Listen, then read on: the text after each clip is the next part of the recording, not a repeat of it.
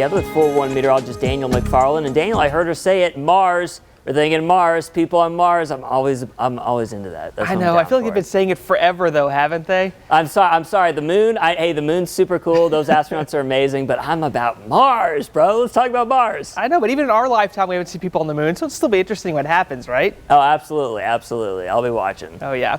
Well, outside right now, Robbie, we are looking at windy and cooler conditions out there, stopping right around 50 degrees for the lows, and the highs we're only about 10 degrees away from with the way things are stacking up right now. Consistent winds, though, starting to come out of the north. So once you look at the directions here along with the numbers, you can see the foothills having more of a northwest wind. Same thing with the airport and the Air Force Base, all in between about 10 and 15 mile per hour winds. That's only going to be increasing over the next few hours here. The direction's significant because it's more of a north wind. That means it's going to be holding our temperature down. Yesterday, we managed to get just over 80 degrees for that high temperature, and I think with this north wind that's going to be pretty strong at times, it's going to keep us potentially below 60 throughout the entire day here in Tucson. I don't think the wind's going to be as bad for this afternoon. You might have the occasional breeze of 40 miles per hour in areas like Oracle, Tombstone, Bisbee, really the typical spots that have the strongest winds. But if you're in Tucson, in between about 20 and 25 miles per hour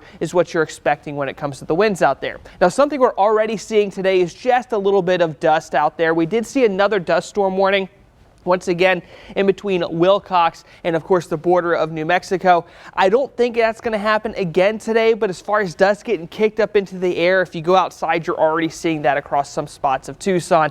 And that just has a lot to do with the fact that we've seen windy conditions. It's been pretty dry, and so it's just a little bit dusty in the air. So keep that in mind if you're going to be outdoors. So for today's forecast, we are looking at 60 for the high temperature. That's going to be about it for the city of Tucson. And if you live over there in Cochise County, mid-50s for a lot of you. Oracle expecting about 51, and then you have Sells and Ajo reaching about 60 to about 62 for the high temperature in that portion of Pima County. Now, we still have a red flag warning in effect for some portions of Cochise County, just like yesterday, but now we have a freeze warning coming back. This is going to be for overnight tonight into the day tomorrow, and keep in mind the freeze warning means that a lot of us have a pretty good chance to get down to the freezing point in Tucson. So the low projected for us should be 32. It's been a minute since we've had a temperature that low, which is why we have that freeze warning in effect. Lots of sunshine out there and no wind for tomorrow. The wind should be calming down for your Wednesday. It doesn't look like it's going to be coming back for your weekend,